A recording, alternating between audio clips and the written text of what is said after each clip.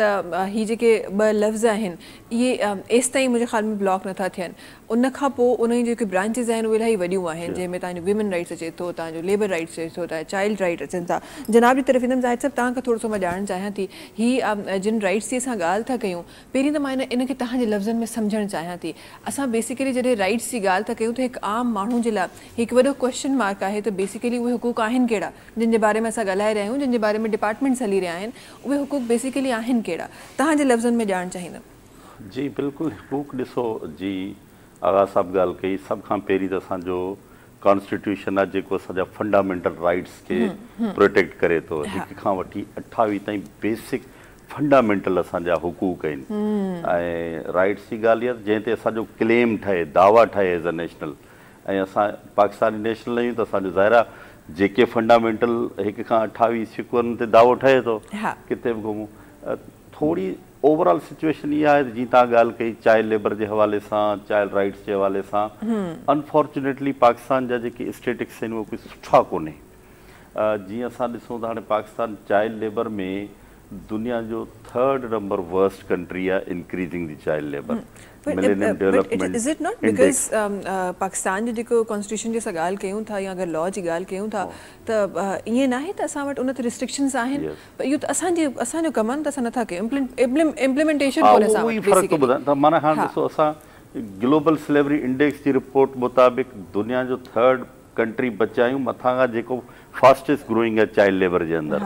ऐं दुनिया में चाइल्ड लेबर घटि पियो थिए, पाकिस्तान में इंक्रीज़ पियो थिए। उनजा कॉन्सिक्वेंसिस आहिनि, गुरबत आहे, बेरोज़गारी आहे, तालीम न हूंदी।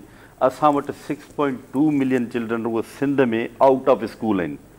हाणे मां सोचे सघो था जिते 42,000 गवर्नमेंट स्कूल हुजनि ऐं उन्हनि जो स्ट्रक्चर प्रॉपर न हुजे, उहे 62 लख खां मथे ॿार जेके घिटियुनि में रुलंदा हुजनि, स्कूल वञी वरी ड्रॉप आउट थी विया हुजनि, त उहो असांजे लाइ अलमियो आहे।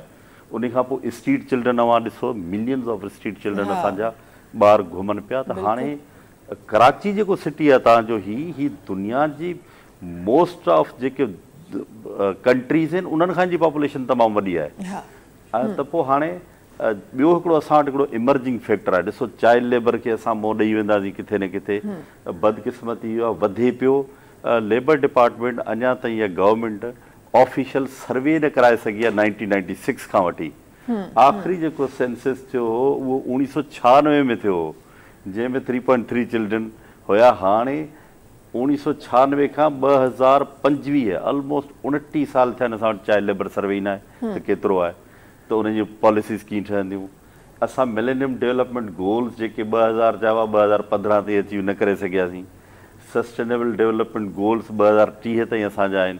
उमेदु आहे 2024 एंड थियण वारो असांजो, बाक़ी 5 साल बचिया आहिनि।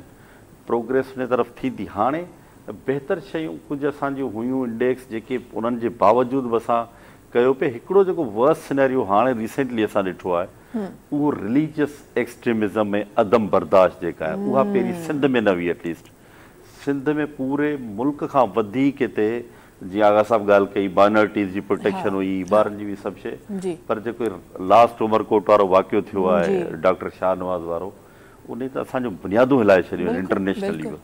ऐं हिकिड़ो बेड फेस ऐं इमेज पाकिस्तान जो ज़ाहिर थियो। हालांकि सिंध में इहो कल्चर न हुयो। हाणे उन खे कुझु असांखे बहितरी जा साइन इन वक़्तु करे नज़र अचनि था त जेके असांजा कोर डिपार्टमेंट आहिनि, लाइक जी ह्यूमन राइट्स डिपार्टमेंट आहे, हाणे हिन जी जेकॾहिं मैनेजमेंट ते असीं नज़र रखूं था त सेक्रेटरी मैडम तहसीन फातिमा खां वठी आगा फ़खर साहब डायरेक्टर आहे, या हेठि किरण आहे, नाज़िया आहे, जमील जुणेजो आहे, टी इम्प्लीमेंट सेल आहे। हाणे कुझु असांखे फेस नज़र अचनि था जेके सीरियस आहिनि, कुझु करणु चाहिनि था।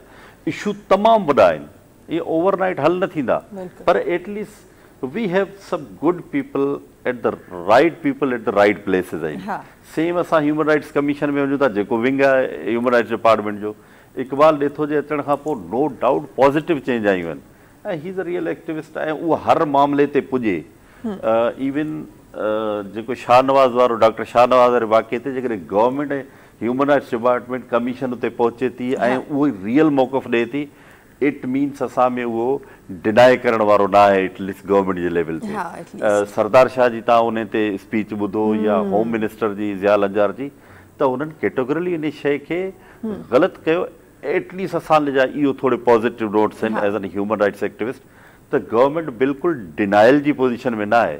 ह्यूमन राइट्स सिचुएशन ख़राबु आहे, चाइल्ड लेबर जी सिचुएशन ख़राबु आहे, आउट ऑफ स्कूल चिल्ड्रन आहिनि, चिल्ड्रन ऑन मूव्स आहिनि, औरतुनि जे हुकूक जी तमामु पामाली आहे, सीडा कन्वेंशन जी इम्प्लीमेंटेशन प्रॉपर नथी थिए। पर असांखे हिकिड़ी उमेदु आहे त इन्हनि एॾनि वॾनि मसइलनि जे बावजूदि बि जेकॾहिं राइट अवां जी आहे डायरेक्शन ऐं कुझु राइट पीपल जेके सम्झनि था त उमेदु करे सघूं था। ॿियो ट्रीटी इम्प्लीमेंट सेल जेके आहिनि उहे इंतिहाई अहम आहिनि असांजे लाइ। ॾिसो असांजो GSP प्लस जेको यूरोपियन मार्केट में असांजी रसाई आहे पाकिस्तान जी, उहा हाणे नथी थियल आहे असांजी ह्यूमन राइट्स सां। जेकॾहिं तव्हांजा human rights policies and principles and protocol comply थींदा त असां यूरोपियन मार्केट में एक्सेस करे सघूं था, अदरवाइज़ न।